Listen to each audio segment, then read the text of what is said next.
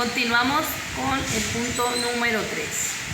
Vamos a hablar entre estas primeras impresiones, donde ya se empezó a organizar la Biblia como un libro, porque recuerden que al principio eran los rollos, los pergaminos, después se vienen a organizar en canon, que el canon es la colección de libros, como ya se organizó como tal, como un libro, pero recuerden que la Biblia dentro de ella tiene unos pequeños sublibros, Génesis, Éxodo, Número, Levítico, Deuteronomio, todo esto vienen a ser como unos pequeños sublibros, por eso se le dice canon, porque es una colección de libros.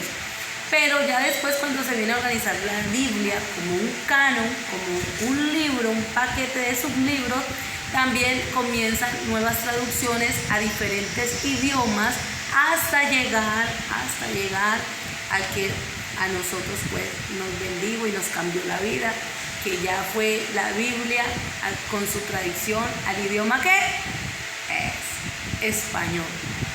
Fue la primera Biblia impresa al idioma de español y esta Biblia se llama la Biblia del Oso.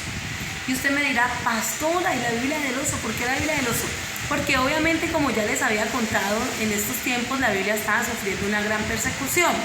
Y la primera traducción al español tuvo una imagen muy particular para que no se supiera que a primera vista cualquier persona pudiera detectar que era una Biblia. No decía Santa Biblia del Oso, no.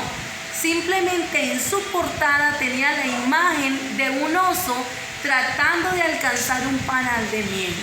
Porque todos sabemos que la palabra de Dios dice que ella es, cuando Ezequiel, por ejemplo, la comió, dice que fue dulce a su boca como la miel.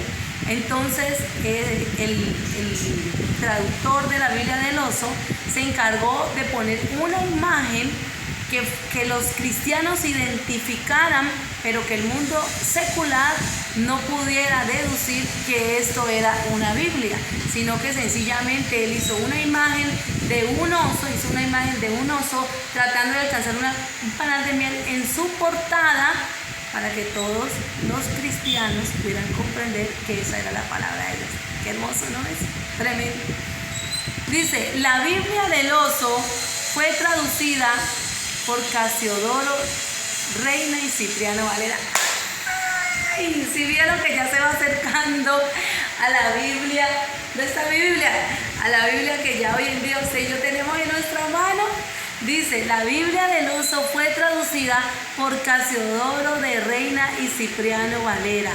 Fue la primera traducción completa de la Biblia al español y se publicó en 1569. A mí me apasiona hablar de la Biblia, yo la amo.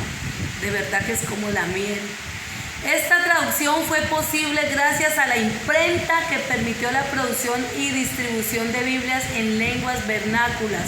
La Biblia del Oso ha tenido un impacto significativo en la historia de la Iglesia y la difusión de la palabra de Dios en el mundo hispano hablante. Punto número 4. El impacto de la reforma y la distribución de la Biblia. La imprenta de Gutenberg y la producción de Biblias en lenguas vernáculas contribuyeron a la reforma protestante, ya que permitieron que la palabra de Dios fuera accesible a un público más amplio. La difusión de la Biblia en lenguas vernáculas permitió que las personas pudieran leer y entender la palabra de Dios por sí mismos, lo que llevó a un mayor entendimiento y aplicación de la Biblia en la vida diaria. La imprenta de Gutenberg y la Biblia del Oso han dejado un legado duradero en la historia de la Iglesia y la difusión de la palabra de Dios. En la actualidad, la tecnología ha permitido una mayor difusión de la Biblia a través de medios digitales y plataformas en línea. Así es, ya no hay excusa para que el fundamento y la base de su vida y de su ministerio sea la palabra del Señor.